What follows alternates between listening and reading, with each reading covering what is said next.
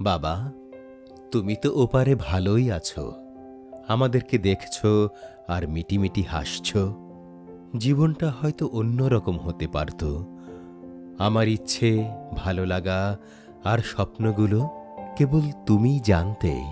আমি না বললেও তুমি ছিলে অন্তর্যামী। একবার মনে আছে তোমার? আমার গানের যন্ত্রটার স্বপ্ন তুমিই করেছ পূরণ। আমি সংসারের অবস্থা বুঝে ভুলেই গিয়েছিলাম, কিন্তু তুমি ঠিক মনে রেখেছিলে। বাবা, আমি প্রতিদিন তুমি হতে চাই। চাই আমার সন্তান তোমাকে দেখুক আমার মাঝে। এটাই বোধহয় মানব জীবনের চরম সার্থকতা, জীবন আদর্শের বংশানুক্রমিক উত্তরাধিকার। আমি জানি তুমি চাও আমার সাফল্য প্রতিনিয়ত, কিন্তু এর সংজ্ঞা বোঝার আগেই তুমি চলে গেলে।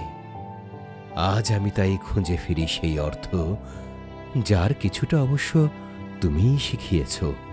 জীবনের অর্ধেক সময় আজ আমার শেষ, তবু এখনো যেন কোথায় হোঁচট খাই বাবা। নিজেকে বড় অসহায়, অক্ষম আর অপরিপক্ক লাগে। তুমি থাকলে আমি হয়তো আর আজকের আমি হতাম না। আমার স্বপ্নগুলোকে তুমি ডালপালা দিয়ে মহীরুহ করতে, আমার ইচ্ছেগুলোকে রাখতে তোমার অগ্রে অগ্রে, আমার আনন্দগুলোকে ভাগাভাগি করতে ব্যতিব্যস্ত হতে। আজ কেন জানি ভাবছি তোমাকে বড্ড মনে পড়ছে। তোমার চিঠির কথাগুলো, যা ছিল আমার জীবনের চরম প্রাপ্তি, আত্মার সাতকাহন। ভাগ্যিস এ যুগের স্পর্শ আমাদের সম্পর্কে লাগেনি, তাহলে আমার ওই চিঠিগুলো আর পাওয়া হতো না। বাবা, এখন আর কেউ এভাবে চিঠি লেখে না। কেউ আর বটবৃক্ষের মতো ছায়া দেয় না। ঘুমের ঘরে এসে কপালে আলতো চুমু দেয় না।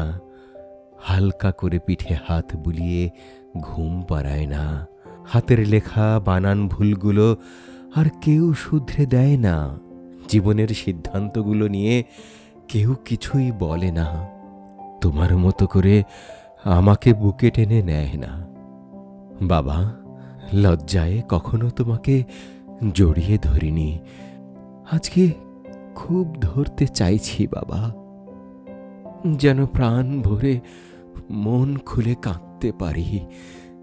তোমার ভরাট গলার প্রশংসা গান, তোমার জীবন বিলিয়ে অন্যের পাশে থাকা, তোমার অপরিসীম ধৈর্য, প্রজ্ঞা, প্রার্থনা, প্রেম, ক্ষমা কোনোটাই শিখতে পারি নাই।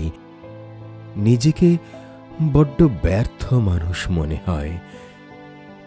আমি হয়তো তোমার চাওয়াটা ঠিক বুঝিনি, আর বুঝলেও রাখতে পারিনি বাহ্যিকতার চাপে, যার ব্যাপারে তুমি সব চিঠিতেই আমাকে সাবধান করতে। তুমি আমাকে ক্ষমা করো বাবা। ওপারে গেলে সব শিখে নেব আবার নতুন করে। ভালো থেকো সব সময়, ভালো থেকো সব সময় ওই নক্ষত্রের মতো। আর পাশে থেকো আলো, বাতাস, বৃষ্টি হয়ে।